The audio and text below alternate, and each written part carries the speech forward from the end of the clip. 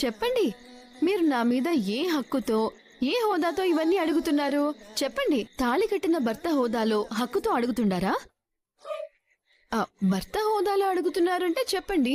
మీరు అడిగే ఆ ప్రశ్నలన్నిటికీ సమాధానం చెప్తాను. కనీసం నేను మీ భార్యని అని మీ నోటితో ఒక్క మాట అనలేరన్నమాట.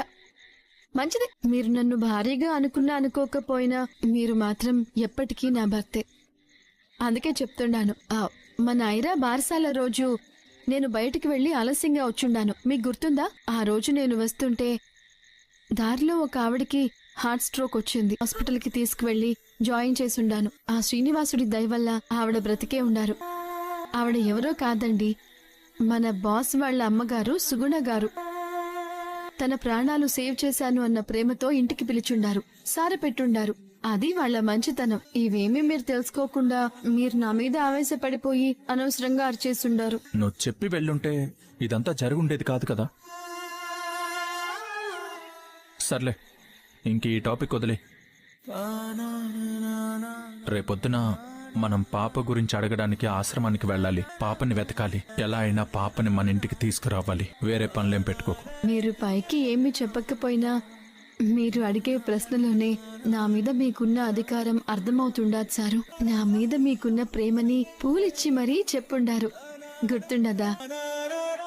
అలాగే మన పెళ్లి రోజున అందరి ముందు చెప్పారు. ఆ మాటలు, ఆ క్షణాలు ఇంకా నా కళ్ళ ముందే ఉండాయి సారు. ఇక నీకే బాధ రానివ్వకుండా నేను చూసుకుంటాను పద్మావతి.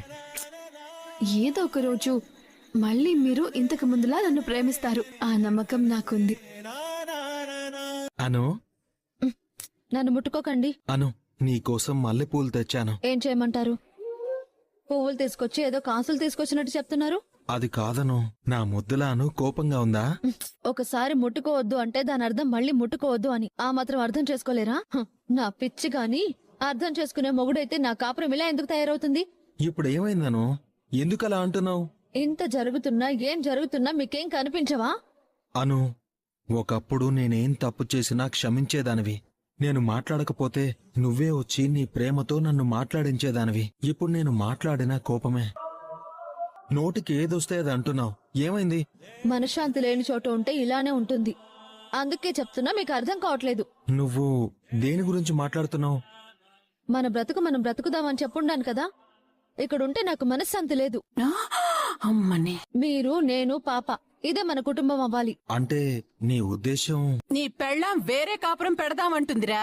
ఏయ్, నువ్వు రావే బయటికి. ఏయ్, రావే బయటికి. నువ్వు రావే బయటికి. రా. ఏంటే వాగుతున్నావు? హే కుచలా, ఎందుకలా అరుస్తున్నావు? ఆ ముక్క ఈ మహారాణి గారిని అడుగు. ఈవిడి గారు మన కొడుకుని మనకే దూరం చేస్తుంది. వేరే కాపురం పెట్టాలట. ఏంటమ్మా నువ్వు అలా అన్నావా? అంటే నీకు నా మాట మీద నమ్మకం లేదా? కావాలంటే ఆర్యని అడుగు. నువ్వు నోరు మూసుకో. నోరేసుకుని అవతల వాళ్ళ మీద పడిపోకు. నువ్వు చెప్పమ్మా, ఏంటమ్మా ఇది? ఇంట్లో ఏదైనా కష్టం వచ్చినప్పుడు అందరం కలిసి ఉంటే ఆ కష్టాలు బాధలు అన్ని తీరిపోతాయని నువ్వే కదమ్మా ఒకప్పుడు చెప్పావు. అలాంటి నువ్వే ఇప్పుడు వేరే కాపురం పెడతానని చెప్పావా? నమ్మలేకపోతున్నానమ్మా. పైకి మాత్రం నంగనాచిలా ఏవీ తెలియనట్టుంటుంది. లోపల మాత్రం అన్ని ఇలాంటి బుద్ధులే. ఈ సిచ్యువేషన్ ని మనం ఇంకొంచెం రంజుగా చేద్దాం. ఒక్క నిమిషం బాబాయ్. అను వదిన గురించి మనందరికీ తెలుసు. చాలా మంచిది, సౌమ్యురాలు. ఎప్పుడు ఎవరిని ఒక్క మాట అనేది కాదు. ఇప్పుడు ఎలాంటి నిర్ణయం తీసుకుంది అంటే వదిన మనసు ఎంత బాధపడి ఉంటుందో ఒక్కసారి ఆలోచించండి. ఏంటమ్మా బాధ? మింగిన దరగలేదనా? ఇప్పుడు ఆమెకి దత్తత తెచ్చుకుని పెంచుకుంటున్న ఆమె కూతురికి ఏమి లోటుపాట్లు చేశారనమ్మా బాధపడ్డానికి బాధ. పైగా నువ్వావిడికి సపోర్టు. నువ్వు ఆగు, నేను మాట్లాడుతున్నాను కదా. చూడమ్మా దివ్య, నువ్వు చిన్నపిల్లవి. తెలిసి తెలియకుండా మాట్లాడడం వల్ల సమస్య ఇంకొంచెం పెద్దదవుతుందే గాని తీరిపోదు. అందుకని నువ్వేం మాట్లాడద్దు, లోపలికెళ్ళు. చూడమ్మా, ఉమ్మడి కుటుంబం అన్నాక చిన్న చిన్న మనస్పర్ధలు రావడం సహజం. కూర్చుని మాట్లాడుకుంటే అవన్నీ తీరిపోతాయి. దానికోసం దూరంగా వెళ్ళిపోవడం, వేరే కాపురం పెట్టడం ఇలాంటివి కరెక్ట్ కాదమ్మా. అంత సున్నితంగా చెప్తావేంటినారు? ఒక్కటి పీకి చెప్పమంటావా? నిన్ను నోరు మూసుకోమని. నువ్వెప్పుడు ఇంతే. అను ఎందుకలా మాట్లాడిందో కనుక్కో. అను మనసులో ఏం బాధ ఉందో తెలుసుకో. అను చాలా మంచి అమ్మాయిరా. అడుగుతున్నా నాన్న, కానీ చెప్పడం లేదు. మళ్ళీ అడిగి తెలుసుకుంటాను. అందరూ నన్ను దోషిలా చూస్తున్నారు. నాదే తప్పంటున్నారు, కానీ నా బాధను ఎవరూ అర్థం చేసుకోవట్లేదు. పాపని దత్తత తెచ్చుకున్న దగ్గర నుంచి ఎవరికీ నన్ను నచ్చడం లేదు. భారంగా కనిపిస్తుంది. నేనమ్మ అని పిలిపించుకోవడం ఓర్చుకోలేకపోతున్నారు. అందుకే ఇలా చేస్తున్నారు. భగవంతుడా, ఇప్పుడు నేనేం చేయాలి? కొట్టిస్తున్నావు మరి నువ్వు తినవా మేడం? ఈ రోజు నా మనసు చాలా తేలిగ్గా ఉందిరా. అందుకేనేమో బాగా ఆకలేసింది. 7కే తినేశాను. ఎందుకు అంత ఆకలేసింది? పద్మావతి వల్లేరా. ఇదిగో ఈ నీళ్ళు తాగు. తినడం రాలేదా, లేకపోతే ఎవరైనా తలుచుకున్నారా? తలుచుకుంటే నువ్వే కదా తలుచుకోవాలి.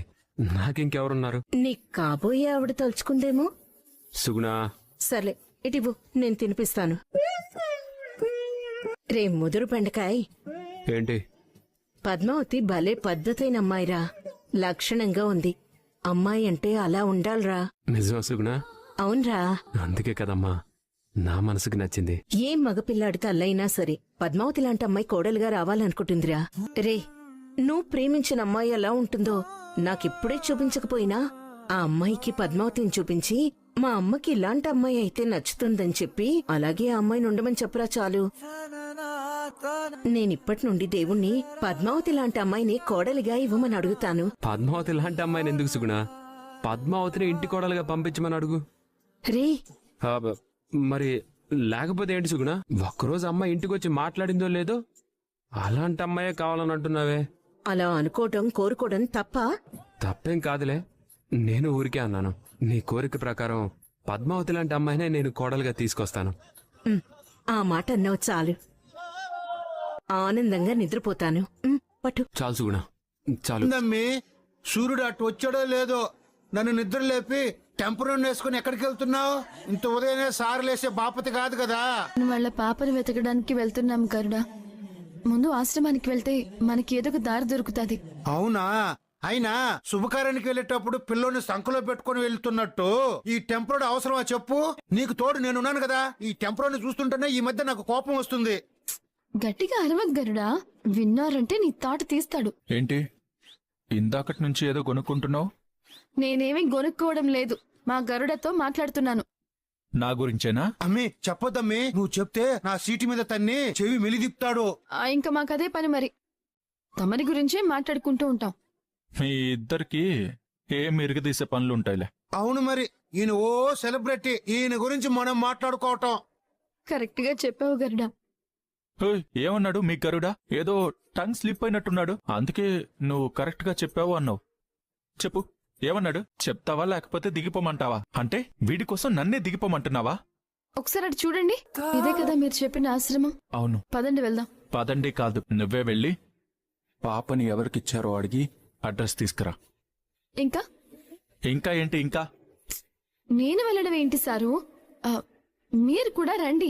నీ వల్లే కదా పాప దూరమైంది. నువ్వే అడుగు. అంతేకాకుండా లోపలున్న పెద్ద ఆయనతో నాకు గొడవైంది. సరే, నేనే అడుగుతాను. మీరు కూడా నాతో పాటు రండి. ఎందుకంటే పాపని ఇక్కడిచ్చింది మీరే కదా. ఇద్దరం కలిసి ప్రయత్నిస్తేనే మనకి పాప దొరుకుతుంది. ఇప్పుడు మీరు అనవసరంగా ఇలా మొండిగా ప్రవర్తించకండి. పదండి పదండి. సార్,